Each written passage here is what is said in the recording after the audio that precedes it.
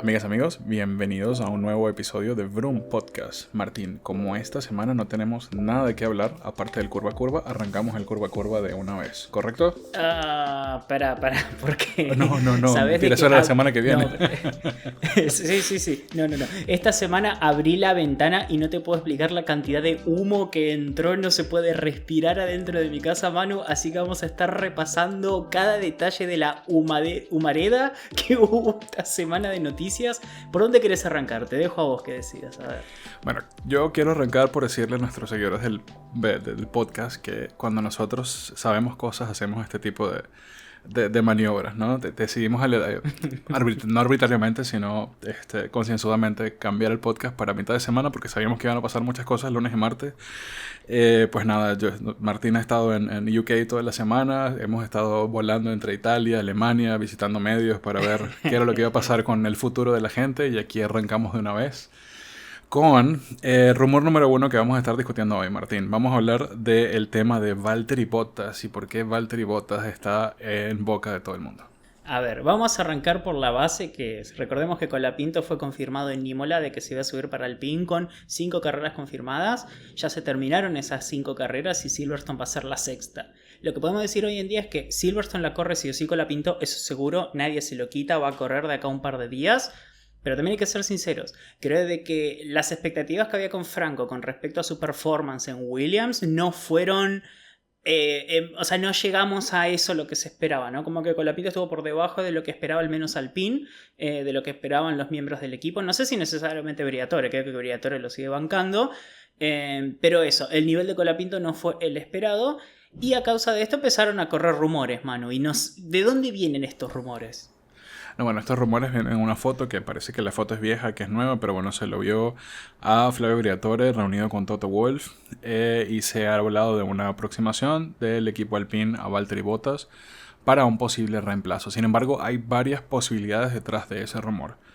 Empecemos por la primera, que es la que todos los medios inmediatamente saltaron a decir, y es que en teoría Alpine estaría buscando reemplazar a Franco si tiene un pésimo desempeño en UK en Silverstone con Valtteri Bottas durante la temporada.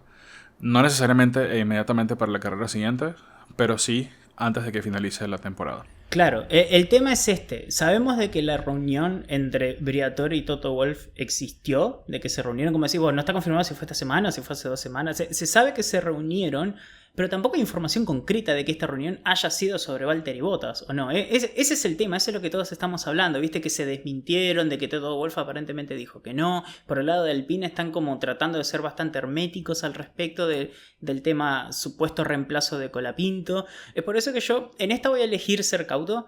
Para mí la realidad es que Franco va a correr en Silverstone y después tenemos 3 semanas de descanso hasta Spa-Francorchamps. Puede pasar mucho en esas 3 semanas, quizás haya más reuniones, no lo sabemos. Pero eso, básicamente hasta la Fórmula 1 fue desmentido de manera oficial, ¿no? De que era un rumor el tema Bottas. ¿Y qué es lo que pasa, no? Realmente con el tema Colapinto en particular ocurre que estamos en una Fórmula 1 muy cruel. Eres tan bueno como tu última carrera. Si a un piloto como Hamilton o a un piloto como Carlos Sainz se les está cuestionando por el desempeño que están teniendo solo por un cambio de escudería, ¿cómo no iba a ser cruel la Fórmula 1 con un rookie? Tal y como le pasó a Doohan. Probablemente vayamos a ver mucho ruido en los medios en las semanas siguientes con respecto al tema Colapinto. A su favor, Colapinto tiene el aparente apoyo de Flavio Briatore. El hecho de que el rumor también podría ir por otra avenida, por otro lugar, Martín. La otra opción que se está discutiendo es que está todo muy entrelazado en todo lo que está ocurriendo con el tema Max, con el tema Russell, con el tema Mercedes, con el tema Alpine, con el tema Franco, con el tema Bottas, con el tema Antonelli. Todo está en el aire, ¿no? Prepárense, gente, porque esto es una locura. Vamos a tratar de explicarlo de la forma más simple posible, ¿ok? El dominó lo detona Max Verstappen, ¿ok? Hay un rumor de que Max Verstappen quiere ir a Mercedes, como lo discutimos la semana pasada. Les explicamos cómo Max tiene la opción número 1, Mercedes la opción número 2 y Russell la opción número 3. Una posible opción que estaría considerando Alpine, según algunos rumores, todos estos son rumores, todavía ningún medio serio ha discutido o se ha atrevido a confirmar ninguna noticia, es que en lugar de ofrecerle un contrato multianual a George Russell, le están ofreciendo un contrato de 1 año más posibilidad de renovar por 1 año. ¿Ok? ¿Por qué? Porque En el caso de que Max Verstappen se vaya a Mercedes, la dupla de Mercedes para el año que viene sería los dos archienemigos George Russell, Max Verstappen, con Kimi Antonelli en calidad de préstamo por un año a Alpine. Esa pudiese ser uno de los motivos de la reunión de Briatore con Toto Wolff. Como Toto le va a dar los motores ahora a Briatore, le pudiese pedir el favor con remuneración económica de que termine de desarrollar a Antonelli por un año más para que esté completamente listo para subirse al Mercedes en el año 2027. Eso dejaría en 2027 a George Russell sin un asiento en la Fórmula 1, razón por la cual George no está tentado a firmar esa renovación de solamente un año. George quiere un contrato multianual. Entonces esa es otra posibilidad de la reunión Briatore-Toto Wolff. ¿Ok? Todo rumores, todo en el aire. Sin embargo, lo que sí no está tan en el aire y sí está confirmado es que, bueno, con la salida de De Meo del grupo Renault, Briatore perdió su patrocinador, su backup principal en la escudería, y ahora con la nueva gerencia, aunque esté extendido su periodo al frente de la parte deportiva de Fórmula 1, Briatore habría perdido algo de poder. Eso implica que ahora sus decisiones las tiene que aprobar una Board of Directors o al menos algún miembro de la junta directiva. Y eso incluye sus decisiones unilaterales de pilotos, ¿no? Entonces, ahora Briatore pudiese estar en el ojo del huracán, en el escrutinio en cuanto a lo que tiene que ver con sus decisiones con pilotos. Así que si él quiere mantener a Franco en tal caso, tendría que justificarlo. Creo que lo que podemos sacar de estos rumores es que el futuro de Franco no está para nada seguro. Depende extremadamente de tener un muy buen performance en Silverstone. Debería estar a la altura de Pierre Gasly y está siendo tratado con la misma vara cruel con la que fue medido por Jack Doohan. Sí, ya iba a sacar a Polar, aunque también está por allí en la cola para ese asiento de puerta giratoria que tiene Alpine. Él todavía está a prueba, le falta un poquito para la mano dura. Sí, pero bueno, esa es la realidad.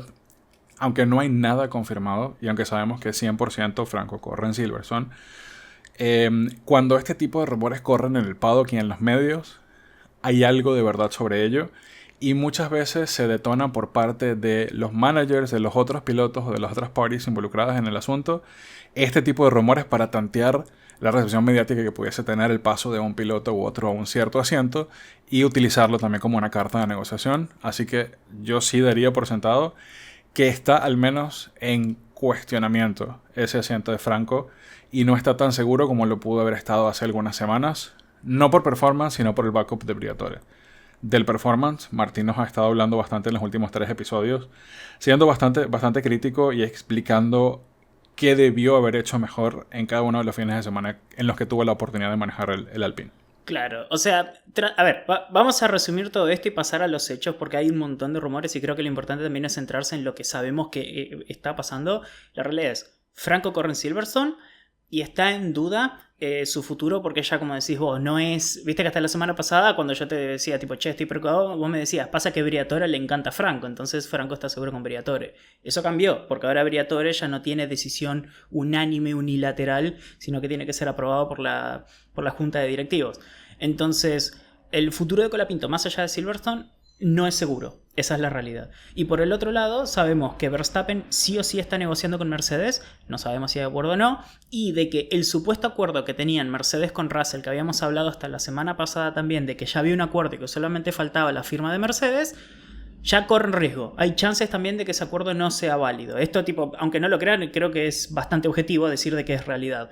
Es información esto. Entonces, el futuro de Russell está menos seguro que antes. Max está más cerca de Mercedes que hasta la semana pasada porque está confirmado. Y el futuro de Colapinto en este momento sí está un poquito más endeble comparado con, como decías vos, no sé, hasta España, por ejemplo, que era como mucho más sólido el prospecto de que Franco termine la temporada con Alpine. Entonces, realmente no vamos a saber nada hasta que se detonen los hechos, que creo que va a empezar todo por Max Verstappen, ¿no? Y creo que sin dejar hablar de Franco, vamos a hablar de los hechos que rodean esa negociación que hay con Max, ¿ok? Auto Motor Sport y Sky Italia indicaron que, y de forma separada, que hay negociaciones concretas. No que se concretaron negociaciones como han traducido algunos medios que, no sé, tradujeron con Google Translate del año 2005 probablemente. Sacaron el Encarta y usaron el traductor de Encarta. El traductor, sí. O sea, hay negociaciones concretas. ¿Qué quiere decir? Que ya esas negociaciones son formales, que ya todas las partes involucradas se sienten lo suficientemente confiadas como para hacerlas públicas, siendo que normalmente esas negociaciones se llevan a cabo en privado, y esto se hace para poner presión a todos los actores involucrados en la ecuación. En este caso, para poner presión sobre Red Bull, para poner presión sobre Toto Wolff, sobre George Russell y etcétera, ¿no? Todas esas facciones que van a tener algo que ver en esa decisión.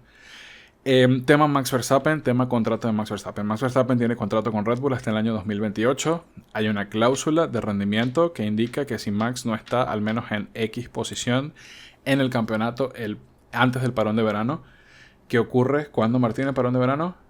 En 3 carreras quedan solamente Silverstone, Spa y Hungría. Son 3 carreras nomás. Pongámosle fecha, 3 de agosto en Hungría. Si para esa fecha Max Verstappen está, y aquí van las dos versiones. A ver, yo creo en el medio que dice que si no está tercero o mejor, puede romper el contrato. Martín nos hace la aclaración de qué. Este es el tema. Sky UK, ¿no? Que es, digamos, lo que hacen la transmisión oficial para Inglaterra, que suelen ser bastante amarillistas, suelen exagerar un montón. En esta decidieron ser cautos, y según ellos la información es de que Max tendría que estar en el top 4 para mantenerse. O sea, tiene que estar quinto o por debajo en el campeonato de pilotos para poder romper el contrato unilateralmente. Es una diferencia notable entre P3 y P5, ¿no? Tipo es... Claro, pongámosle números a eso, ok. ¿Quién está de cuarto en el campeonato en este momento? George Russell. ¿Cuántos puntos tiene George Russell? 146. ¿Cuántos puntos tiene Max? Tiene 155. Es decir, que está solamente 9 puntos. ¿Es factible que Mercedes tenga un mejor auto en las próximas 2 carreras? Depende de la temperatura, pero yo diría que sí, es probable que tengan un buen rendimiento. Entonces, que Max esté P4 en el campeonato de pilotos, no lo veo imposible. No, que esté P5 sí lo veo difícil, porque quien está de quinto es Charles Leclerc y tiene apenas 119 puntos, con lo cual está a más de hasta 36 puntos de Max Verstappen, y ahí sí que alcanzarlo y ponerlo quinto en el campeonato está bastante difícil. Entonces, sí, la cláusula implica, ojo, un rompimiento gratuito del contrato para Max, lo cual no quiere decir que no se pueda romper el contrato si Max se quiere ir a Mercedes. Si Max se quiere ir a Mercedes, se va a ir a Mercedes, y Mercedes va a pagar lo que tenga que pagar para romper ese contrato. Lo que es ese número igual, porque, a ver, Max debe estar ganando alrededor de 40-50 millones por año, le quedan, son norte de 150 millones de dólares probablemente romper ese contrato, no cualquiera lo hace. Claro, creo que ahí Red Bull tiene la oportunidad de reponer el dinero que le pagaron a Checo. Con intereses, básicamente, por esas 2 temporadas que corrió no le pagaron. Entonces por ahí se nivela el presupuesto. 2030 sí se va a ver. Sin duda alguna. Entonces, esa parece ser como la ecuación. Entonces, yo tampoco me cerraría a pensar que si Max está todavía tercero o incluso segundo en el campeonato, quiere decir que no se tiene que quedar en Red Bull. Yo creo que si Max se quiere de Mercedes, Toto Wolff va a pagar esa multa, va a pagar lo que tenga que pagar para poner a Max en Mercedes, y en el peor de los casos, si sale muy caro, a lo mejor lo difiere un año, pero esa decisión se va a tomar. Sí, también se hicieron públicas ciertas declaraciones indirectamente. Es decir, que dejaron filtrar información diciendo que Toto quiere cerrar este tema antes del parón de verano. O sea que esto se decide antes de el 3 de agosto en Hungría. Así que ahí vamos a tener las noticias de qué es lo que va a pasar con Max. Si a lo mejor no la tenemos nosotros, al menos Mercedes, Red Bull, Max y Russell van a saber qué es lo que va a pasar. Claro. También hay que tener en cuenta de que ahora tenemos esta carrera y son 2 semanas donde no pasa nada, y recién la tercera está Spa. Entonces, se sabe que hay reuniones y todo eso, y es probablemente preparando para las 3 semanas de negociaciones pura y dura que se vienen, porque después Spa y Hungría son seguidas y no hay tanto tiempo para andar negociando y haciendo llamadas cuando tenés que mover todo el paddock de una pista a otra, ¿no? De una punta de Europa a la otra. Entonces se vienen, creo que, las semanas más importantes para el futuro de Max Verstappen en la Fórmula 1, para el futuro de Mercedes también, en cuanto a los pilotos que van a tener. Y es eso, sabemos de que están negociando, como decías vos, ya son reuniones oficiales, ya hay abogados de por medio, seguramente ya se están hablando de números, Pero todo esto depende de esa cláusula de rendimiento que sabemos que existe entre Verstappen y Red Bull, pero que no sabemos el puesto exacto. Porque te acuerdas que hace 2 meses era segundo. O sea, si salía tipo top 2 estaba seguro. Y ahora se hablan de que top 3 todavía está seguro en Red Bull y que tiene que estar P4. Y ahora también sale Sky con que tiene que estar P5 para poder romper el contrato. Entonces, son muchas versiones ya donde no hay un número, un puesto claro, por lo cual hay que ser precavido. La posibilidad está de que quizás no pase nada, pero la realidad es que las conversaciones existen. Claro, este es el pick de la Silly Season que vamos a tener este año. Y de aquí se van a detonar toda una serie de movimientos, aunque hay equipos que ya tienen, digamos, asientos confirmados. Eso se puede tranquilamente mover dependiendo de quién se libere, de quién esté disponible en el mercado. Entonces, vamos a ir al supuesto, Martín, de que Max se vaya a Mercedes, ¿ok? Algo que nosotros comentamos en las últimas 2 semanas es que Mercedes, el futuro de Mercedes es Kimi Antonelli. O sea, Mercedes no se va a deshacer de Kimi Antonelli. A pesar de que Russell está teniendo el mejor momento de su carrera y lo está teniendo subido a bordo de un Mercedes, no quiere decir que vayan ellos a dejar ir a Kimi Antonelli. Entonces, las dos posibilidades son: la primera es que Russell se vaya, ¿ok? Y creo que la única forma de que Russell no se va es que Russell acepte ese hipotético contrato que hay el rumor de que se le ofreció de 1+1. Es decir, de que Russell conduzca para Mercedes en el año 2026 con una extensión posible, si se acuerda, entre las partes para el año 2027. Eso a George no le conviene porque si bien le daría el asiento potencialmente más competitivo en el año 2026, también le daría el potencialmente peor compañero de equipo que alguien puede tener en todo el paddock, que es Max Verstappen, y además ya de por sí se odian. Entonces no es precisamente un trato bastante atractivo para Russell, ¿no? Y pues nada, la otra opción es que se quede Kimi Antonelli, que es lo estimado, y que se termine de desarrollar en Mercedes.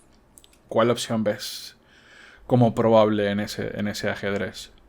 A ver, ok, todo esto es suponiendo que Verstappen se puede liberar de Red Bull, que para mí cada semana que pasa es un asterisco más grande porque los rumores siguen estirando en esa supuesta posición. Pero suponiendo que sí se libera Verstappen, yo no los veo a Russell aceptando un contrato a corto plazo, especialmente porque está en su mejor temporada. Yo creo que en este momento Russell puede llegar a presionar hasta un reemplazo de Hamilton o puede tranquilamente negociar ser piloto número 1 de Red Bull. En este momento no están libres los asientos, pero tranquilamente podrían negociar un reemplazo a Norris, exacto, sí. No, pero fuera de joda, ¿no? Porque es un piloto británico que está teniendo mejor rendimiento, objetivamente, y por más que Zak Brown lo ame a Lando, va a venir Stella, que es un tipo mucho más centrado, y va a decir: Russell tiene mejor presente que Norris. Entonces, no es fácil, ¿no? Es una situación muy compleja, y yo creo de que para mí Russell no se va a conformar con un 1+1, como decís vos. Porque, seamos sinceros, esos son los contratos que acepta un álbum para poder seguir en Fórmula 1, que es el contrato que tiene ahora con Williams, por ejemplo. No es un contrato que va a aceptar un chabón como Russell que tiene un valor de mercado lo suficientemente alto como lo es el suyo. Y yo creo que él es consciente de eso, no lo veo aceptando ese contrato. Para mí, o se queda en Mercedes a largo plazo porque se cae lo de Verstappen, o si se confirma lo de Verstappen se va a Red Bull. Probablemente se vaya a Red Bull. Claro, que sería en teoría el asiento más competitivo que estaría disponible para él, siempre que no se libere nada de McLaren. Pero bueno, eso va a depender de cómo siga la temporada. Este es el inicio de la Peak Silly Season. Dependiendo de lo que haga Max, se pueden cambiar muchas cosas en el mercado de pilotos para el año que viene. Todavía tenemos los asientos de Cadillac que no están para nada definidos. Tenemos a Valtteri Bottas potencialmente también siendo considerado para ese asiento, con una campaña en redes sociales relacionada con Cadillac. Y ojo que todavía falta hablar del tema Stroll, Aston Martin, que no está confirmado que el año que viene siguen. Ojo de que también se están hablando de que quizás Lawrence Stroll está teniendo menos poder dentro de Aston Martin comparado con antes. Entonces, tranquilamente podemos tener un 2026 sin Stroll. Yo creo que va a estar, aclaro. Para mí Stroll sigue el año que viene porque es el hijo de ella, es el nuevo auto y lo van a hacer correr. Pero es una posibilidad, ¿entendés? No todo está. La verdad es que puede pasar cualquier cosa. El año es como un F1 manager. El año que viene puede terminar Russell en Aston Martin con Verstappen, ¿te imaginas? Y al final Mercedes con Kimi Antonelli y no sé, Alonso. No sé, puede pasar cualquier cosa. Así que esperemos por las dudas. Después de Silverstone vamos a tener más información seguramente. Sí, seguramente. Y bueno, nada, todo este humo que está pasando esta semana. A ver, la realidad es que nosotros no vamos a saber concretamente lo que va a ocurrir hasta dentro de unas cuantas semanas. Lo que sí vamos a tener que soportar es más y más y más rumores. Mi recomendación es que cierren los oídos a los rumores de cuentas random en Twitter, amarillistas, que tuitean de vez en cuando algo, y el hecho de que peguen una no quiere decir que sabían, simplemente la pegaron. Sigan a medios serios hasta que no lo confirmen medios serios. Eso no está pasando, no es así. Y cuando digo medios serios, gente, hay cientos de periodistas cuyo único trabajo es estar en el paddock para escuchar rumores. Para eso les pagan y para eso tienen un sello gigante de algún medio como, no sé, BBC, como Automotive Sport, como Motorsport, como The Race, como cualquier cantidad de medios cuyo trabajo es ese. Esa noticia, cuando sea cierta, no la va a confirmar Paquito en Twitter. O sea, se va a saber de una mejor manera. Para mí la comparación perfecta es, el año pasado hubo concretamente una reunión entre Christian Horner y James Bowles. Y muchos saltaron a conjeturas de que era, viste, de que Colapinto a Red Bull y toda la cosa. Y la realidad es que la reunión existió y claramente quedó en absolutamente nada. Acá es lo mismo. Sabemos de que Toto Wolff y Briatore se juntaron. No sabemos por qué, porque objetivamente nadie sabe por qué, solamente ellos dos.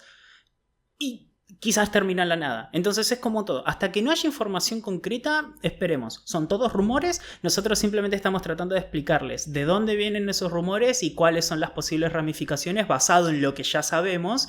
Y es eso. Pero en este momento es Franco corre en Silverstone.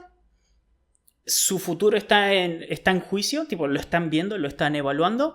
Verstappen está negociando con Mercedes. Y el contrato que tenían Russell con Mercedes quizá ya no valga. Quizá ya están renegociando posiblemente. Entonces, es eso lo que tenemos. Y no hay nada más. El resto es esperar, sentarnos, disfrutar Silverstone y esperar a ver qué pasa en esas 2 semanas antes de correr en Spa-Francorchamps. Y bueno, la idea es, a ver, esta no es mi primera silly season, Martín. ¿Cuántas silly seasons llevas tú viendo en la Fórmula 1? Y Unas probablemente cuantas, ¿no? el primer drama de pilotos probablemente fue Montoya a McLaren, que fue todo un tema ya por los 2000. Así que ese fue mi primera silly season que entendí más o menos qué pasaba. Sí, no, bueno, tenemos aquí 20 años de silly season de experiencia Sí, como sí. para explicarles. ¿Cuál es la idea? La idea es que ustedes están viendo ahorita muchos rumores y ustedes quieren escuchar. No, bueno, confirmado, Max Verstappen se va a Mercedes, George Russell se va a Red Bull y Antonelli se queda, y no, eso no lo sabemos. Lo que sí les podemos decir de toda la nube de noticias que hay ahorita son solamente algunas conjeturas que probablemente sean ciertas. Y es, lo primero es, en efecto debe estar en peligro el asiento de Franco. Eso a mí lo tomo como cierto de la nube de noticias que hay ahorita. Debe haber algún tipo de riesgo para Franco. Esa es la número uno. Para mí la número Claro, dos sería... Go. bueno, no. Iba a decir básicamente de que Franco sabemos que está siendo evaluado. No sé si lo pondría como que está en riesgo, pero está siendo evaluado su futuro. Creo que es como Sí, la sí. manera más objetiva de decirlo. Claro, la manera más objetiva de decirlo, lo que yo digo es algo muy personal. O sea, yo personalmente lo tomo como que está en riesgo, no que lo vayan a sacar en una o dos carreras, sino que está en riesgo de que vaya a poder terminar la temporada. Porque se está Claro. evaluando con lupa su desempeño. Eso yo lo sacaría de esa nube de noticias que tenemos ahorita. Lo Sí. segundo que sacaría es que el hecho de que haya noticias tan específicas como decir que existe la posibilidad de un préstamo de Antonelli a Alpine para 2026, lo que hace es confirmar que las negociaciones con Max Verstappen están en una etapa muy, muy, muy avanzada y que básicamente están esperando a que estos movimientos están esperando a que se dé la toma de decisión de Max Verstappen y están mostrándole que están dispuestos a mover muchas fichas en el paddock de un proveedor de motores que tiene la capacidad de mover muchas fichas en el paddock para darle a él las condiciones que pudiesen gustarle en un contrato. Eso es lo segundo que yo rescato de esa negociación. Y lo otro es que George Russell en este momento tiene la peor de las cartas, pero al mismo tiempo, si George Russell decide no aceptar ese contrato de 1+1, pone probablemente en problemas al plan que tiene Mercedes como backup plan de tener a dos pilotos un poco más sólidos, porque aquí a Antonelli objetivamente todavía le falta un poco, y creo, incluso desde el punto de vista de Toto, entiendo que sería un riesgo ponerlo en su etapa de desarrollo al lado de un piloto como Max Verstappen, que lo puede opacar muy fácilmente. Sí, no, yo creo de que lo va a dejar, pero más chiquitito que su Noda. No sé si tanto, porque Kimi Antonelli es un piloto muy capaz, pero Max Verstappen es Max Verstappen. Sí, sí. Esas son las tres cosas que yo me llevo de esa nube de noticias, ¿no? Y lo otro finalmente es que el otro equipo que no tiene definidos sus pilotos para el año que viene es Alpine. Probablemente solo Pierre Gasly tiene la certeza del 2026, pero el segundo asiento es una incógnita, porque el auto es una incógnita y es un auto que está rogando, implorando a gritos un nuevo motor que tendría que ser este motor Mercedes que le llega en 2026 como para poder tener algo de competitividad en el año entrante. Sí, imagínate que estamos haciendo todo este quilombo y simplemente fue una reunión de café entre Briatore y Toto Wolff para, no sé, compartir detalles sobre el motor y nunca se hablaron pilotos y estamos todos volviéndonos locas por absolutamente nada. Que es probable, siempre pasa en el paddock. Ven a dos personas cenando Claro. y ya se hacen la película en la cabeza. Por eso, o sea, por eso digo que de toda esa nube de noticias no me llevo nada concreto, me llevo esas tres conjeturas. Me llevo Sí, sí. la de Franco, la de Max y la de Russell, básicamente. Y bueno, hablando de noticias confirmadas, entonces, ¿qué te parece si hablamos de los pilotos jóvenes que tenemos confirmados? Que personalmente solamente pude encontrar dos, lo cual me sorprendió. Quizás mañana confirmen algún que otro más, que sería hoy para ustedes si lo están escuchando el jueves. Pero de momento tenemos Paul Aron a Sauber, que es todo un tema que si querés, Manu, te dejo compartir los detalles porque es bastante interesante lo que está haciendo Alpine con Paul Aron, que claramente están probándolo, ¿no? Como una posible opción al año que viene. Claro, Paul Aron está tomando este fin de semana el auto de Nico Hülkenberg en calidad de préstamo de Alpine. Alpine que está buscando dar la mayor cantidad de horas posibles a ese séquito de pilotos de prueba con el que empezaron el año. Tienen más pilotos de prueba que mecánicos en pits. Y Paul Aron es el que tiene probablemente el mayor potencial de las personas que están ahorita en la banca de Alpine. Y esto para mí también me dice que es obvio que quieren darle horas de pista, kilometraje a Paul Aron para a lo mejor lanzar su nombre en un potencial reemplazo o en ese potencial segundo asiento que, como lo dijimos hace un momentito, no está para nada definido. Claro, las horas aseguradas que tiene Paul Aron, al menos oficiales, son los libres 1, ahora en Silverstone y en Hungría con Sauber, ambos en el auto de Hülkenberg, y tiene asegurado los 3 libres 1 que todavía tiene que hacer con Alpine, ya lo tienen confirmado con Paul Aron, simplemente faltan decidir los circuitos. Probablemente sea un México, probablemente sea, no sé, un Abu Dhabi, veremos, ¿no? Probablemente sea más llegado a fin de año, que es cuando ya Alpine no está peleando por nada, pero va a tener al menos 5 libres asegurados en lo que queda de la temporada, que es un montón. Probablemente también alguna que otra prueba con autos viejos, ¿no? Que también le quedan, creo que varios kilómetros. Sé que le queda al menos 1 o 2 más al PIN. Y también esto a mí lo que me da a entender es de que creo de que ya el PIN siente que lo que vieron de Duhan es suficiente para tener una evaluación de él, ¿no? Porque están evaluando solamente a Paul Aron, probablemente mano a mano con Colapinto en los fines de semana donde corran ambos al mismo tiempo. Claro. Y el otro que van a estar probando, Martín, es al futuro Max Verstappen. Se viene Arvin Lindblad de Red Bull. Se viene Lindblad a reemplazar a Yuki Tsunoda, igual en los test de Silverstone.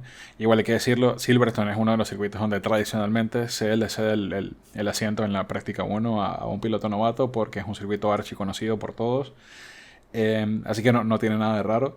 Pero bueno, sí, Lindblad haciendo una excelente temporada en Fórmula 2 suena ya como un potencial piloto Red Bull o Vicar para el año entrante. Y bueno, eso va a depender mucho de lo que hablamos en la primera media hora, que es qué va a pasar con Max Verstappen. Se va, se queda, qué va a hacer. ¿Qué va a hacer Red Bull con sus asientos el año entrante? Es una incógnita el segundo asiento de Red Bull.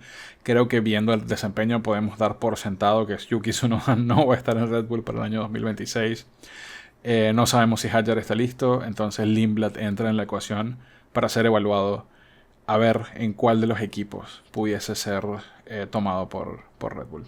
Sí, yo creo que Lindblad por ahí él es como el que tiene menos riesgo en todo esto porque probablemente termine en Racing Bulls el año que viene, pase lo que pase, se vaya Verstappen o no, probablemente le prioricen un asiento después de una temporada en Fórmula 2. Pero bueno, no sé si es su debut, creo que ya corrió el año pasado, ¿no? No me acuerdo si con Red Bull o con Racing Bulls, o es su debut en unos Libres 1. Creo que es su debut en Libres 1, creo que ha tenido, no sé si Test of Previous Cars.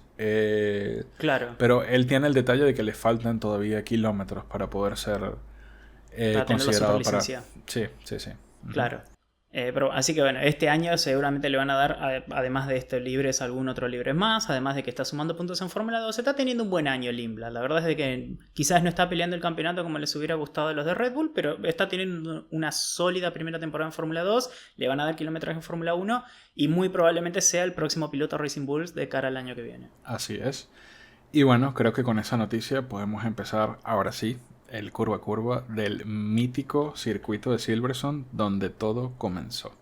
Vamos para Silverstone, vamos que les voy a mostrar uno de los mejores circuitos del año, así que nos vamos al curva a curva, Manu. Let's go. Amigos de América, bienvenidos al circuito de Silverstone, el Gran Premio del Reino Unido. El lugar donde todo comenzó. Aquí nació la Fórmula 1, aquí nacieron los locos que quisieron correr autitos a toda velocidad, arriesgar su vida para nuestra diversión.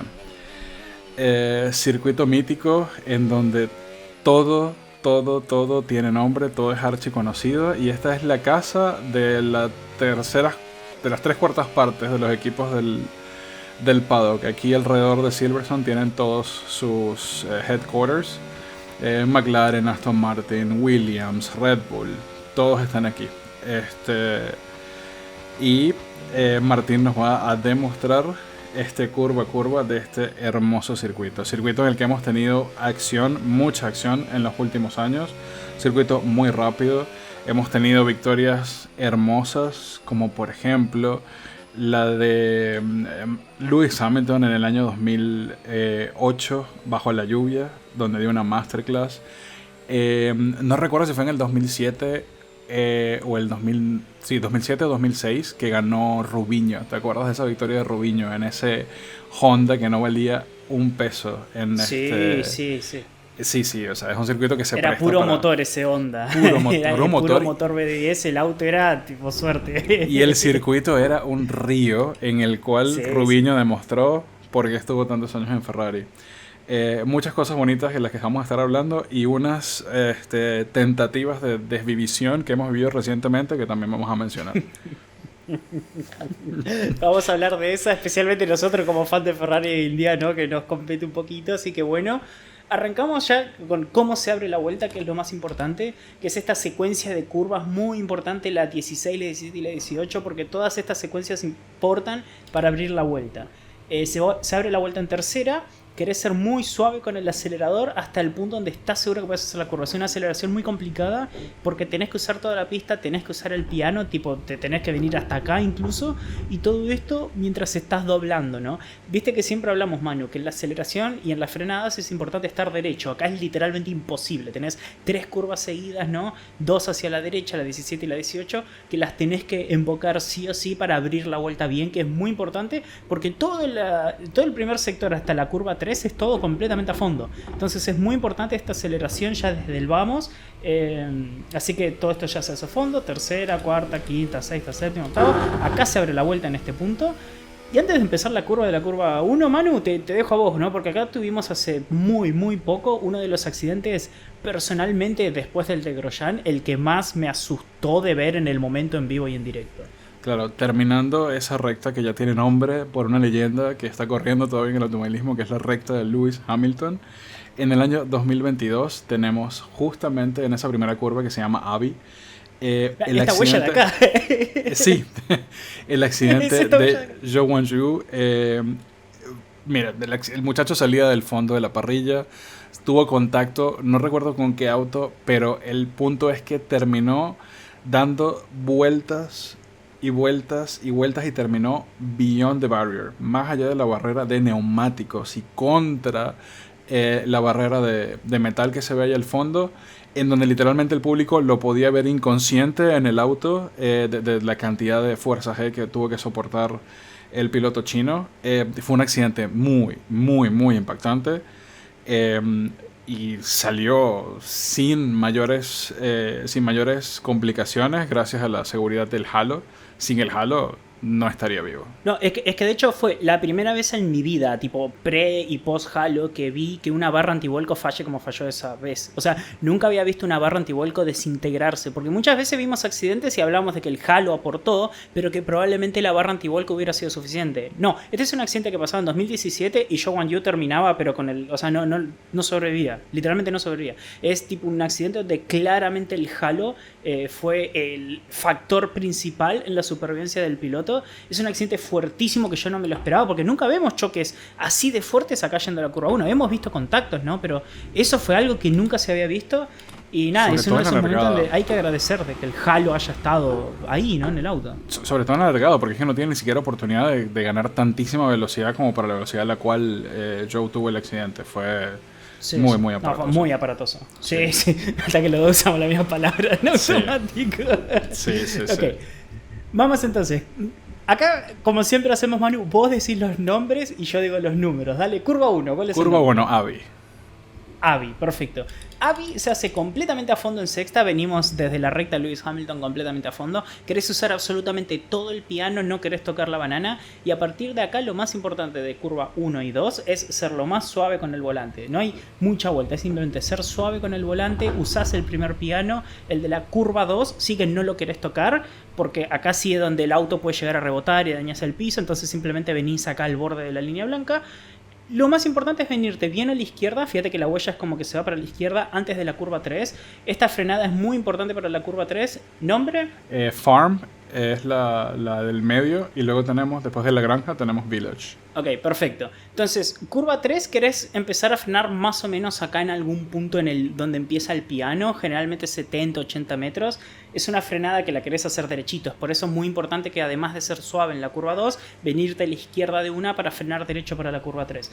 Vamos a bajar a tercera marcha. Es una frenada muy profunda donde es muy importante entrar con un pelín de freno hasta este punto. Y esta es una de esas curvas donde no tenés que pensar en usar toda la pista, sino que tenés que pensar en preparar la tracción para la aceleración que te importa, que es la del saliendo la curva 5. Entonces la curva 3 no querés irte completamente para la izquierda. Por empezar, este piano rara vez se toca, algunos pilotos lo tocan, pero es un piano muy pronunciado. Quizás con un GT3 o un Fórmula 3 lo podrías llegar a pensar, pero con un Fórmula 1 no vale la pena tocarlo. Entonces los pilotos no van a tocar tanto ese piano, no van a usar toda la pista hacia la izquierda, se van a venir bien rápido hacia la derecha. Pero el tema es de que estos autos son tan rápidos que tampoco te da tiempo de venir hasta acá bien a la derecha, sino que te quedás por acá. Y creo que se te olvidó la zona de detección de DRS, ¿no? Claro, la zona de detección de DRS está en el medio de la frenada, que está más atrás. En el medio de la frenada de la 3 está a 50 metros de la curva, o sea, ya con los autos frenando. Y aquí entramos a The Loop o el bucle. Perfecto, entramos al bucle, es en tercera. Ya les digo, los autos no llegan a muchos sacrifican mucho la curva 3 para prevenirse más a la derecha antes de la 4. Algunos sí usan toda la pista saliendo de la 3, pero no usan tanto la 4. Es como uno de esos casos donde cada piloto tiene que decidir si usa el medio de la pista en ambos casos o si usa más la pista en favor de una o de la otra curva, ¿no? Entonces podemos ver muchas líneas dinámicas, además de que eso se puede usar para atacar, ¿no? Es como que acá hemos visto autos que hacen la línea más profunda en esta para poder meter el auto, la nariz al auto de adelante que están atacando, que quizás intenta usar toda la pista. Entonces acá vamos a ver mucho juego, ¿no? Por posición, por peleas, muchas trazadas diferentes dependiendo del setup de los pilotos, etc. Curva muy, muy linda de ver en los onboard por eso, ¿no? Porque cada piloto la hace como es mejor con su auto. Curva 4 es este vértice de acá. Este vértice no querés tocar el piano. De hecho, la trazada ideal rara vez es tocando el vértice. Muchos autos la hacen más abierto, tipo por acá, porque lo importante de la curva 4 es acelerar con el auto lo más derecho posible y lo antes posible para la aceleración saliendo de la 5 de cara hacia la curva 6, que ya lo vamos a ver, porque hay una zona de res en el medio y porque en esa recta se gana mucho. Otra cosa a tener en cuenta también acá es de que en esta frenada vamos a ver muchos errores, muchas bloqueadas incluso en clasificación, vamos a ver muchos errores de pilotos por el hecho de que acá es donde empieza ya el sobrecalentamiento de los neumáticos. Porque repasemos, curva 1, a fondo hacia la derecha, curva 2, a fondo hacia la izquierda, curva 3, bloqueada con todos los frenos para adelante, curva 4, curva de O sea que después nos venimos para la derecha y ahora estamos doblando hacia la izquierda, curva 4. Los neumáticos delanteros acá ya están listos o sea, ya están completamente cocinados. Entonces es una pista demasiado agresiva con los neumáticos, especialmente con el delantero izquierdo, pero en general con los dos neumáticos delanteros. Entonces, en este punto que no lo creen en la curva 4, ya tienen que empezar a gestionar los pilotos. Entonces, ese es otro motivo por el cual muchas veces van a haber trazadas distintas, porque están usando distintos neumáticos dependiendo de dónde tienen el agarre o tratando de no sobrecargar otros neumáticos. Así que es un quilombo todo lo que le dije, pero básicamente el resultado es: los neumáticos se cocinan, los pilotos hacen lo que pueden para mantener los neumáticos vivos sin perder velocidad. Acá vamos a acelerar lo más temprano posible, salimos en tercera, por acá en algún punto queremos pasar a cuarta, vamos a usar toda la pista, nos vamos a ir bien a la derecha para hacer la curva 5. Esta es la curva 5, perfecto, donde también tenemos la zona de DRS que se abre, pum, acá. Y acá tenemos como el segundo punto de la vuelta, o quizás tercero, ¿no? Porque la verdad que la frenada en la 3 y la frenada en la 4 se suele atacar, entonces todo, a veces... Claro, acá todavía solemos tener como peleas de posiciones de 3-4 curvas seguidas donde se terminan de definir acá. Y acá, Manu, antes de llegar a esta frenada, voy a hacer algo que nunca hicimos. Permiso, ¿eh? Vamos a cambiar la cámara a la parte externa del auto. Porque les voy a contar qué es el diferencial. Viste que ahí abajo a la derecha tenemos el diferencial seleccionado con un numerito de 30, que ahí lo puedo cambiar. Básicamente, estos autos son tracción trasera, ¿no, Manu? Sí. Eso quiere decir de que la energía del motor y de la caja van solamente a los neumáticos traseros. O sea que vos cuando acelerás le decís al neumático trasero, gira, y los dos giran. ¿Qué es lo que pasa cuando estás en una curva, Manu? Si yo giro completamente para la izquierda y empiezo a acelerar, hay un neumático que está girando más que el otro. O no, si yo me voy para atrás y giro así, hay un neumático que está girando más que el otro.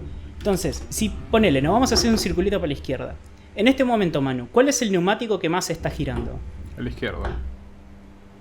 No, el derecho. El derecho está haciendo más recorrido. Ahí está.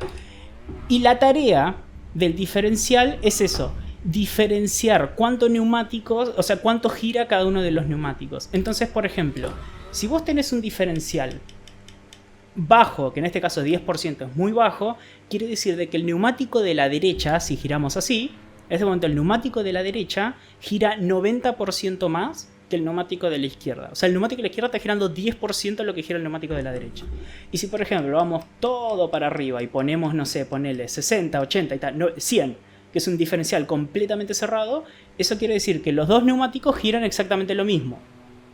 Y vos me dirás, ¿para qué me sirve saber esto del diferencial? Básicamente porque el diferencial es lo que usan los pilotos para decidir qué tanto rotan los neumáticos de atrás. Un diferencial más abierto, o sea, con un porcentaje más bajo, quiere decir que los neumáticos traseros van a ser más agresivos. Por lo tanto, vos cuando haces esto, el neumático trasero derecho va a girar mucho más que el neumático trasero izquierdo, haciendo que el auto rote más con los neumáticos traseros. Y otra cosa que hemos hablado muchas veces, ¿no?, también durante las frenadas, que es el balance de frenada. De que mientras más balance de frenada tengas adelante, más agarre van a tener los neumáticos de adelante, y mientras el balance de frenada se vaya más para atrás, más agarre van a tener los neumáticos traseros. Eso es lo que hace el diferencial. Muchas veces van a escuchar a los pilotos hablar del diferencial. Colapinto, por ejemplo, con el Williams se la pasaba hablando del diferencial, que era un auto que le costaba mucho manejar, entonces él usaba un diferencial mucho más alto para que el auto no sea tan nervioso con los neumáticos traseros y poder tener una tracción más pareja, y él simplemente controlaba la rotación con los neumáticos delanteros, que es algo que le está costando mucho con el Alpine, ¿no? Por eso le cuesta tanto una vuelta, porque no sabe manejar la parte trasera del auto ni siquiera con el diferencial, no es suficiente. Entonces, esta es una curva donde los neumáticos delanteros todavía están tan cocinados del sector 1 que no los puedes usar. Vamos a volver a la cámara, ¿no?, que siempre usamos. Entonces, ¿qué van a hacer acá los pilotos en toda esta sección de curvas? Que es la curva 6, la 7 y la 8, van a doblar el auto con los neumáticos traseros.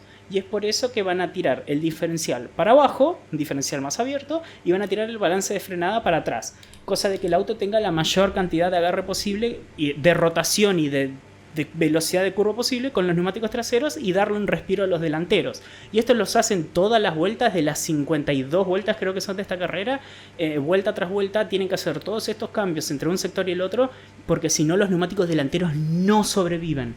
Los neumáticos delanteros son muy cagados a palos acá. Entonces, esta curva es una frenada muy profunda, se hace a más o menos 40-50 metros, es muy tarde, se llega en octava, van a bajar a cuarta marcha. recordemos de que tenemos el balance de frenada atrás y es acá donde toda esta rotación la va a hacer el diferencial, ¿no? Son los neumáticos traseros rotando el auto. Vamos a salir en cuarta, vamos a atacar el piano interno, vamos a atacar el piano externo también yendo hacia la 7. Esta es una curva muy interesante. ¿Será Brooklands o esta es Luffield? Claro, Brooklyn será la curva 6 y esta es Luffield, la curva 7, donde tenemos allá la ruedita girando, ¿no? Donde la gente puede ir y disfrutar. Esta curva es súper interesante porque vos de la curva 6 salís completamente pegado a la derecha y tenés que frenar muy profundo. Entonces van a ver los autos hacer esto.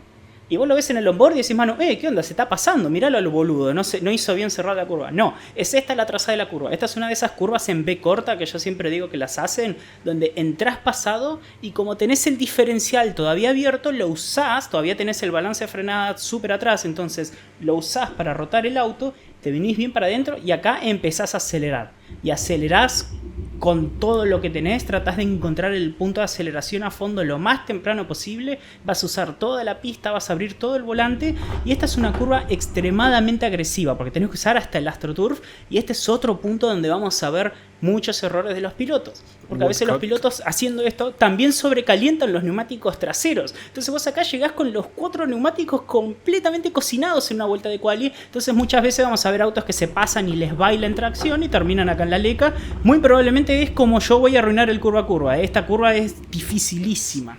¿Qué ha pasado aquí antes, Martín? En Woodcut. ¿Qué ha pasado aquí antes? ¿Qué ha pasado aquí antes? Que aquí antes se alargaba el Gran Premio de Silverstone. Esta era claro, anteriormente la recta de pits. Claro.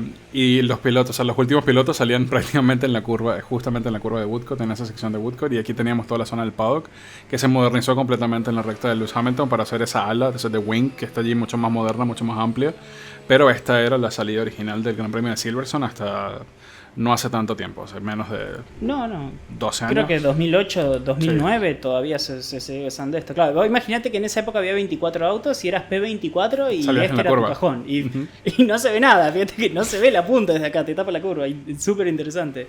Sí. Esto se sigue usando, ¿eh? Esta sigue siendo la recta principal de Silverstone National, que es una de las versiones del circuito que se usa para competencias locales. Así que por eso sigue pintado, está completamente en uso este paddock. No para Fórmula 1, obviamente. De hecho, no me sorprendería que Fórmula 2 y Fórmula 3 tengan el paddock acá. O sea, llevan los autos a la otra recta para alargar, pero el fin de semana lo deben pasar acá. Ten mucho cuidado que en la curva que viene espantan.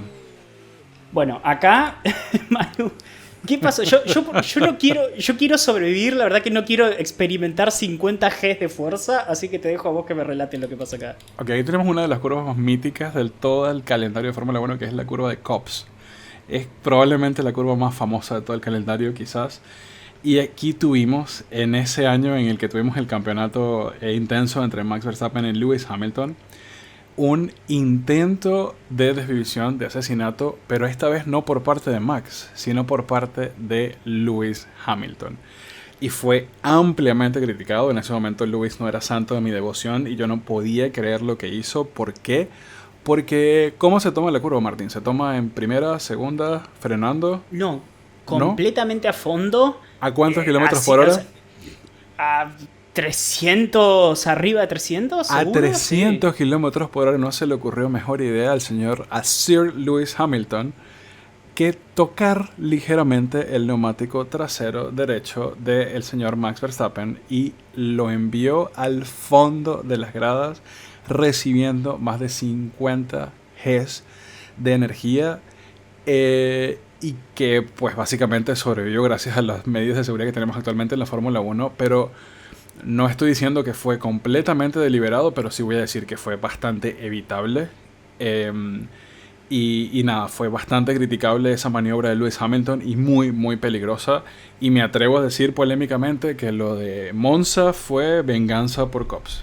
Sí, no, esta curva normalmente, este es uno de los puntos donde los pilotos sienten 5, 6, 7 Gs de fuerza, porque, insisto, todo esto se hace a fondo. O sea, vos pensás que salimos desde la curva 8 a fondo y todo esto es a fondo y nunca levantás ni en quali, ni en carrera, ni con el auto pesado, es completamente a fondo. Entonces, lo van a ver en la curva, en la vuelta rápida, ¿no?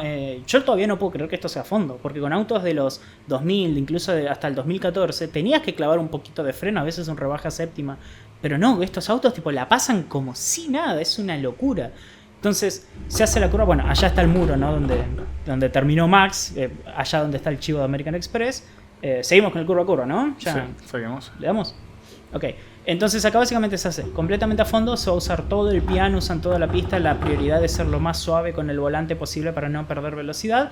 Y acá llegamos a las legendarias curvas 10, 11, 12, 13 y 14, que se conocen por... Maggots y Becketts. Unas S y Chapelle. hermosas. Y metamos Chapelle. Ah, bueno, y Chapelle. Sí, Chapelle sí. al final de Beckett. Sí. Y Chapelle.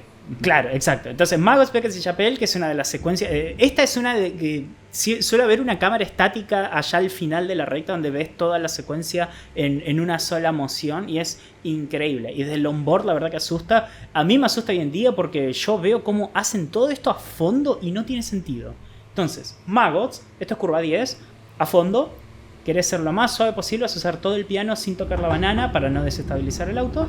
Venís para acá a la derecha, curva 11, usás todo el piano sin tocar las bananas. Te quedás acá, todo esto a fondo. Acá se rebaja a séptima porque la fuerza G que tienen las curvas es tan alta que vas perdiendo velocidad.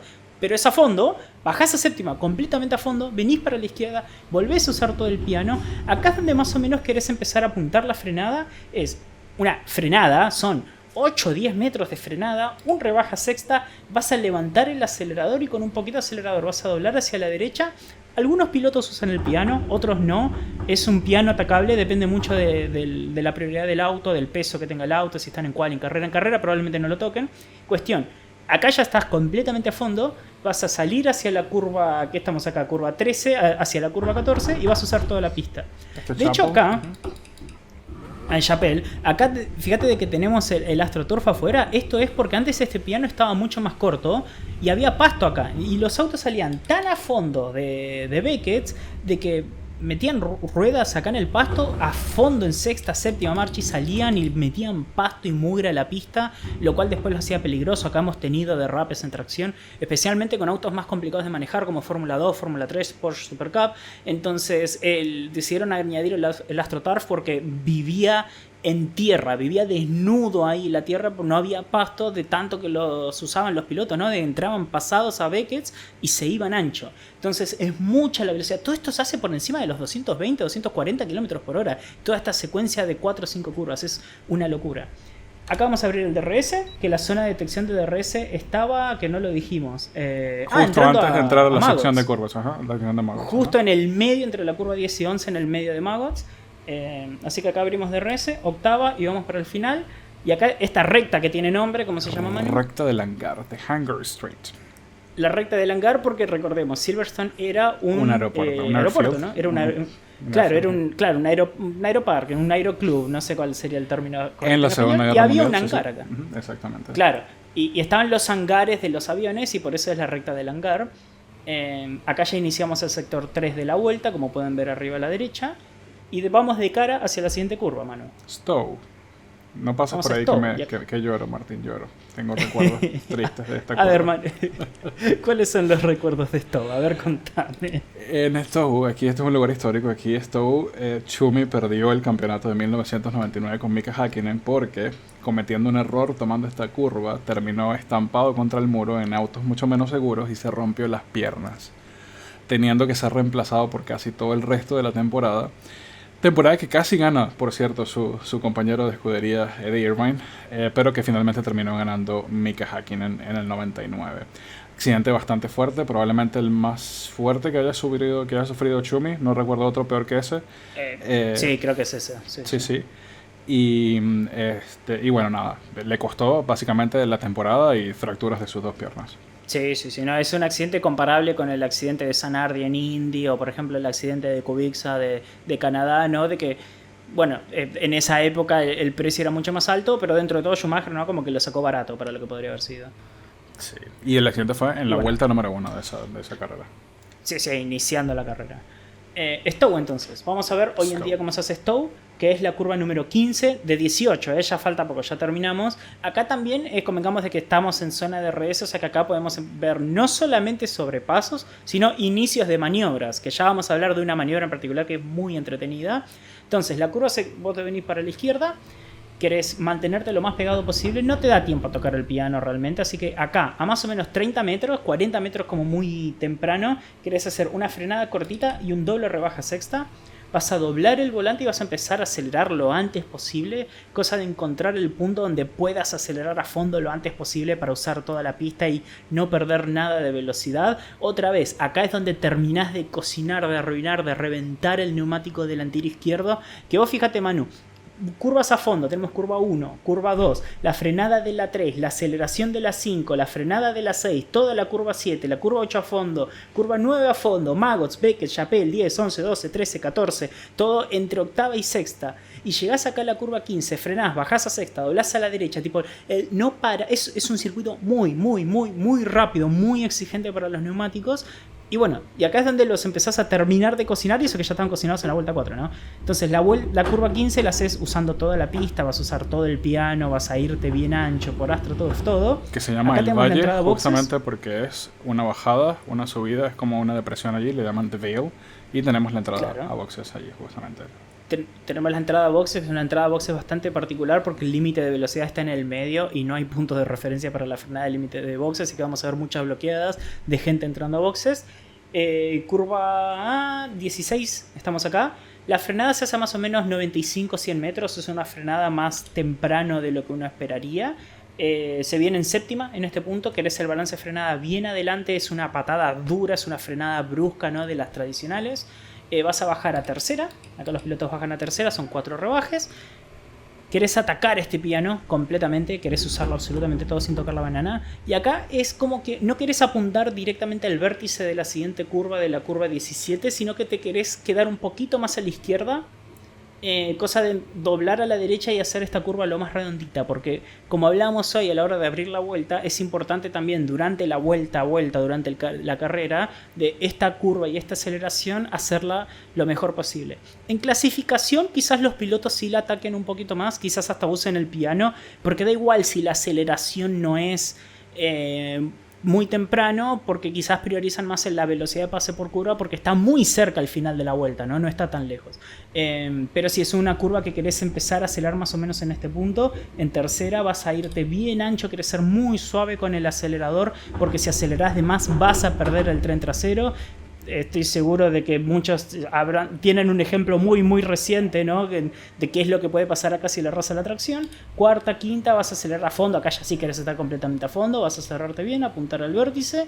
Y acá nomás está el final de la vuelta, ¿ves? Acá termina la vuelta. Por eso les decía de que en clasificación no importa tanto esa aceleración, sino que es más priorizar llegar lo antes posible acá. Pero en carrera sí necesitas priorizar la aceleración porque es donde empieza otra vez todo el baile y toda la secuencia de la vuelta.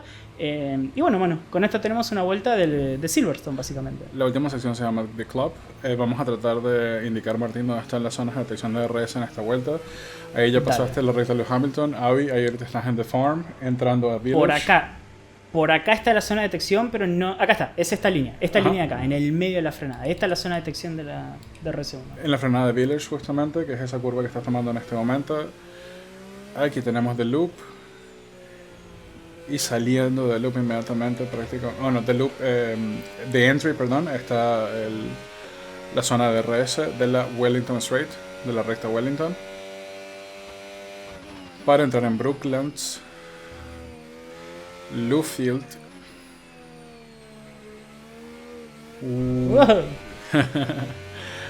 Woodcut. Y eso que no estoy atacando, ahora cuando me vean atacando van a ver lo nervioso que puede ser el auto ahí, es impresionante. Cops F. Y aquí tenemos la hermosa secuencia de esas la zona de detección de DRS está aquí, ya la pasaste ahí. Esa rayita blanca que me pasó. Esa rayita, sí. Creo que se vio pasar rápido. Maggots, Beckett, Chapel, la recta del hangar de Hangar Straight. Stowe, F, again. Pobres piernas. The Vale. Y esta toda es la sección de The Club. Y bueno, espera que voy a tomar un poquito de carrera. Quiero parecer que puedo llegar a ser competitivo haciendo esto, así que... ok. Bueno, mano. Bueno, una ¿Estamos listos para el curva a curva? Una consecuencia que no dijimos de todo el movimiento de pilotos es que ya Martin Carr no está en negociaciones. Pero bueno, seguimos intentando. No, lamentablemente podemos confirmar de que no. Se cayeron un par de sponsors, hay uno ahí adelante que está desapareciendo de a poco. No lo vamos a mencionar, pero lo pueden leer, lo pueden ver. Y bueno, lamentablemente mi futuro en Fórmula 1 ya está finiquitado. No fue. Let's go. Y con eso, Manu, arrancamos el curva a curva. Voy a tratar de tener cuidado con la tracción. Tercera. Es importante acelerar a fondo lo antes posible preparando curva. Nos bajamos del piano para no perder carga aerodinámica. Octava, vamos a atacar el piano completamente a fondo. Acá queremos ser lo más suave posible sin el piano. Nos vamos a la izquierda, frenada. 1, 2, 3, 4, 5. Tercera, no queremos usar toda la pista, sino que queremos venirnos para la derecha lo antes posible. Frenada, no hace falta el vértice. Lo más importante es que la aceleración sea lo más pareja posible. Todo está a fondo. DRS, vamos a acomodar el diferencial y el balance de frenada para atrás para tener agarre con los neumáticos traseros. Frenada más o menos 40 metros, 4 rebajes. Cuarta, vamos a atacar tanto este piano como el de afuera. Tercera, curva en B corta, nos pasamos, aceleramos, priorizamos la mayor velocidad posible de aceleración, usamos toda la pista, nos vamos hasta el borde del AstroTurf. Acá queremos volver a poner el balance de frenada y el diferencial más parejito para adelante. Octava, no tocamos mucho el piano, solamente para hacer la curva. Esta curva sí la hacemos con todo el piano posible. Maggots, Beckes y Chappell completamente a fondo. Acá van a ver la línea de zona de detección de DRS era esa. Un rebaje, séptima, frenada, sexta, a fondo acá. Nos vamos bien ancho, usamos el piano, DRS. Recta. Volvemos a tirar el balance de frenada un poquito para atrás para esta curva porque se hace doblando. Vamos a ir a bajar a sexta, más o menos 40-30 metros. Tratamos de evitar el piano para mantener el auto estable. Acá sí usamos toda la pista. Frenada a 100 metros, 4 rebajes. ¡Ay! Le erré el piano, me pasé en la frenada. Vamos a tratar de acelerar lo antes posible acá, sin perder agarre. Logré acelerar a fondo bastante temprano, sexta. Y con eso terminamos una vuelta 29-1. Sabés de que mejor no digo nada, porque terminé la vuelta, que es lo que importa. Pensé que iba a trompear, pensé que le iba a perder. Ese es el ritmo de carrera. Esto es ritmo de carrera, hablando en serio. Entre 28 a 29 bajos es el ritmo de carrera que vamos a tener en las simulaciones de carrera. Es impresionante lo rápido que se termina una vuelta en Silverstone, siendo que el circuito tiene casi 6 kilómetros. El circuito de 5.8 kilómetros. Es muy, muy rápido el circuito. Sí, una belleza, la verdad. Es que aquí los autos que no tienen motor PIN no tienen mucho chance este fin de semana. Es un circuito de motores. Sí. Ok, el lado bueno para el PIN quizás es de que quizás el paquete aerodinámico está bastante bien diseñado para curvas rápidas. El único punto donde sufre es saliendo de la curva 4 en el primer sector, ¿no? Que es como la única aceleración lenta. Es donde ahí quizás sí lo pueden llegar a atacar. Pero después acá, como el auto nunca pierde velocidad porque vas prácticamente a fondo o nunca bajas de sexta directamente, no va a sufrir tanto la aceleración. Entonces, sector 2 y 3 para el PIN debería ser bueno, porque vos fíjate, Manu, de que acá tipo, nunca bajamos de sexta hasta el final de la vuelta, ¿no? Entonces, en este sector no pierde tanto el PIN, sino que importa más el paquete aerodinámico del auto y la capacidad del chasis. Lamentablemente el del PIN no es el mejor, pero bueno, eso quizás sí sea por ahí más influyente para otros equipos, ¿no? Como puede ser el Sauber, por ejemplo, de que está teniendo un paquete aerodinámico muy eficiente, pero veremos qué tan bueno es en velocidades altas. McLaren acá va a volar, es completamente intocable, y veremos cómo le va a Ferrari en el mano a mano con Mercedes, ¿no? Claro, claro. Y hablando de mano a mano de McLaren, de Ferrari y de Mercedes, Martín, ¿te estás huyendo? Yo sé que sí. Del momento de la verdad, momento de nuestras predicciones para el fin de semana de Silverstone. Así que, ¿vamos a ello? Vamos a las predicciones, Manu. Es acá donde se decide si te alcanzo o no. Hay chances muy reales de que me acerque, de que me pegue, de oficialmente que vuelva a ser un campeonato, una pelea de esto. Así que, la verdad, me tengo fe. Yo me tengo fe. Vamos a ver. Yo aquí estoy utilizando más que el rendimiento actual de los neumáticos, el rendimiento histórico de los pilotos, para ser más precisos, de un piloto en particular, cuyo nombre está impreso en una de las rectas de este circuito, Martín. Porque hay una recta Lando Norris, no me la sabía esa, ¿eh? Todavía no, creo que estamos esperando unas 2-3 carreritas más de la era de Lando Norris, pero de la era de Hamilton sí tenemos por allí una recta. Es que lo que pasa, y esto lo hemos discutido en privado, Martín, es que hay algo que le pasa a Lewis Hamilton cuando llega a este circuito, que tú le puedes dar un auto de Fórmula 2 y lo mete en pole position. Yo no sé qué le ocurre a ese ser cuando llega a este circuito, pero se vuelve un dios. No sé si es la gente, si es el público, si es estar en casa, cerca de Roscoe, no sé, pero algo le pasa a Lewis Hamilton en Silverstone. Y pues sí, lo tomé eso mucho en cuenta para mis predicciones de este fin de semana. Ok, arranquemos entonces con las predicciones. Vamos a tratar de adivinar dónde lo tenés a Hamilton más adelante. Arranquemos con la básica. ¿Quién crees que va a tener la pole position el sábado? Lewis Hamilton. Así de una, ¿vos crees que con pole va por todo desde el principio del fin de semana? Va por la pole, sí. Lewis Hamilton tiene chance de pole aquí. Yo pole position lo tengo a Lando Norris. Creo que estamos en la era Lando Norris. Creo que este va a ser uno de los circuitos más abusivos para el McLaren. Creo de que es un auto perfecto para las curvas rápidas, lo que le decía. Tiene el motor para salir desde las dos aceleraciones bajas que tiene la pista. Así que creo que la estabilidad extra y la conservación de neumáticos del McLaren va a ser intocable incluso una vuelta. Así que Lando Norris va a llevar la pole position. Ok. Seguimos con lo siguiente. ¿Vamos al último para la carrera o la posición con la Pinto? Vamos al último. La verdad es que de último está muy difícil poner a alguien porque últimamente hay mucha competitividad en el grupo medio. Sin embargo, me la juego por un piloto que corre con una sola mano. Me voy por Lance Stroll. La pensé, ¿sabes que la pensé? Pero me terminé designando por Yuki Tsunoda. Yo creo que Tsunoda... Yuki está muy mal.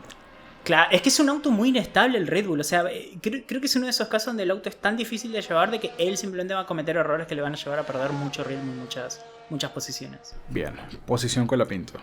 Posición con la Pinto lo tengo... Ok, es un número que se lo cree que es de mala suerte, pero yo creo de que el mismo que puse yo. Bien. El mismo que puse yo. Ok, ¿lo vemos P13 los dos? Lo vemos P13 los dos, sí, creo que sí. Lo vemos P13.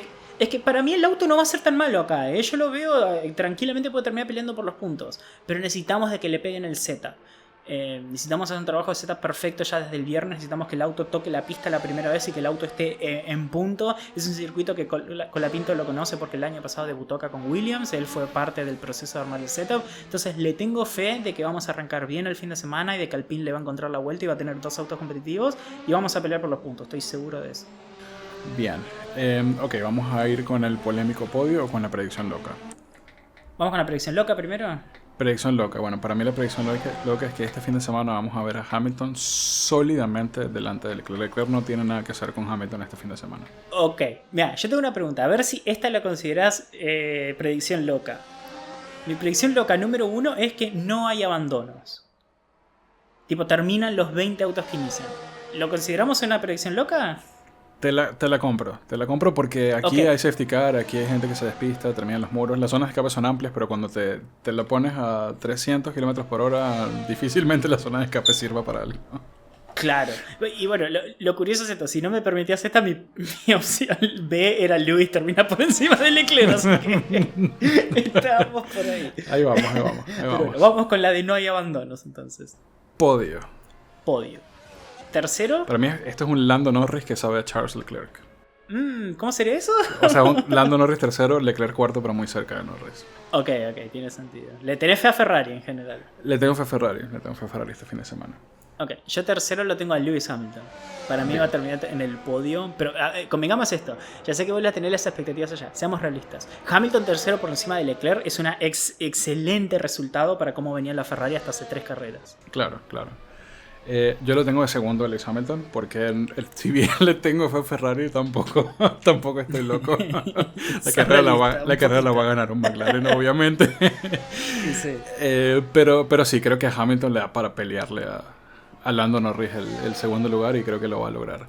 Y ahí va porque le tengo fe a Ferrari. El paquete de mejoras que introdujeron en el Gran Premio de Austria le cayó bastante bien al auto. Ese paquete de mejoras está incompleto. No se va a completar la mejora este fin de semana, pero en general vi que Hamilton hizo clic con el auto porque, como dijimos el fin de semana pasado, Hamilton terminó la carrera diciendo que se sentía súper incómodo con el auto en el fin de semana en el que fue el más rápido que ha sido con Ferrari este año. Creo que en Silverstone Hamilton va a hacer clic completamente con el auto porque está en su casa, es su circuito. Hay una cuestión mental que tiene Hamilton con ese circuito que le hace cambiar completamente su mood. Recordemos que Hamilton ha peleado podios en este circuito, ha logrado podios en este circuito con el Mercedes del 2022, que era básicamente el peor Mercedes que hemos visto probablemente en los últimos, Bueno, desde que Mercedes volvió a la Fórmula 1, básicamente. Sí, sí. Y por eso, en esta carrera, así como Max pone el auto donde no corresponde, creo que ahora le toca a Lewis poner el auto donde no corresponde, solo porque es Silverstone, solo porque es Hamilton, y porque, bueno, el motor Ferrari es un motor Ferrari también, y esto es un circuito de motores, que creo que le va a caer bien. Y primero, para confirmarlo, tenés a Piastri. A Oscar Piastri, el campeón del año 2025, Martín. Y sí, ya está. Entonces yo lo tenía. Tercero a Hamilton. Segundo, a pesar de que lo puse en pole position, lo tengo a Lando Norris. Y primero a Oscar Piastri. ¿Cuándo Lando Norris ha perdido una pole position, Martín? ¿Qué son esas No, predicciones? jamás, no. La verdad, esa debería de ser mi predicción loca. Pero era tan loca que no quise. Muy arriesgada, sí. No, el tema es este. Es un circuito muy agresivo para los neumáticos, donde es... Lo más importante en la carrera no es ser el más rápido en una vuelta, sino ser consistentemente competitivo. Y creo que hoy en día Piastri le sigue ganando en eso a Norris. Y es por eso que, aunque creo que Lando va a ser competitivo en una vuelta, en la carrera Piastri va a ser intocable. Yo creo que no va a tener chances Lando. Porque viste que sigue cometiendo esos errores acá y allá durante la carrera. Nunca tiene una carrera perfecta desde el punto de vista manejo. Y acá esos pequeños errores cuestan mucho. Y no solamente es en la vuelta, sino en vida de neumáticos y en el piso, ¿no? Y es como muy fácil romper el auto porque estás atacando pianos todo el tiempo a 250 km por hora. Entonces yo creo que esos pequeños errores van a llevar a que Lando no tenga chances de pelear la victoria. A pesar de que vimos al mejor Lando Norris en algunas carreras en Austria, yo a Oscar Piastri lo vi que le faltaron nada más 2 vueltas para meterle presión a Norris. O sea, no, Oscar Piastri sabe meter presión. Norris no es capaz de presionar a Piastri. Piastri se sabe quitar de encima la presión. Y aquí es donde vamos a ver, creo que tenemos la suficiente distancia como para verlo en acción, ese adelantamiento de Piastri a Norris, incluso si Norris llega a lograr salir por delante de Oscar. Sí, 100%. Lo ataca saliendo de la curva 4 y para mí no puede defender Lando. No le da. Sí, probablemente. Y bueno, esas son nuestras predicciones. Eso nos lleva a los horarios, ¿no? Horarios para este fin de semana, que son horarios europeos bastante estándar, ¿no? Muy parecido a lo que venimos teniendo. Claro, y tenemos Fórmula 3, Fórmula 2, Fórmula 1 este fin de semana. Y bueno, Manu, la acción arranca el viernes. Vamos con la Fórmula 1, que es lo importante. Los libres 1 a las 8:30 de la mañana y los libres 2 a las 12, que son exactamente los mismos horarios que venimos teniendo. La actividad arranca a las 5 menos cuarto, a las 4:45 con la Fórmula 3, los entrenamientos de la Fórmula 2 a las 6 de la mañana, Fórmula 1 8:30, y después tenemos la quali de la Fórmula 3 a las 10, la quali de la Fórmula 2 a las 11 y los libres de la Fórmula 1 a las 12. Como tuk, las horitas ahí una seguida de la otra, así que un viernes bastante entretenido de ver, la verdad que hay un poco de todo. Ok, aquí en México entonces el viernes tenemos práctica de la Fórmula 3 a las 1:45 de la mañana, práctica de la Fórmula 2 a las 3 de la mañana, práctica 1 de la Fórmula 1 a las 5:30 de la mañana. Recuerden que vamos a tener a Lindblad y vamos a tener a Paul Aron, uno en Sauber, otro en Red Bull. Luego tenemos clasificación de la Fórmula 3 a las 7 de la mañana, hora de México, Fórmula 2 clasificación a las 8 de la mañana, hora de México, y Fórmula 1 práctica 2 a las 9 de la mañana. El sábado la jornada arranca temprano, a las 5:15 de la mañana con la carrera corta de la Fórmula 3. Y ahí nomás tenemos a las 7:30 los entrenamientos libres de la Fórmula 1, los libres 3. A las 9:15 de la mañana la carrera corta de la Fórmula 2. Y después la clasificación en show, un show muy entretenido de ver, la verdad que una quali muy entretenida sobre la de Silverstone a las 11 de la mañana. Y en México, sábado, empezamos con la Sprint Race de la Fórmula 3 a las 2:15.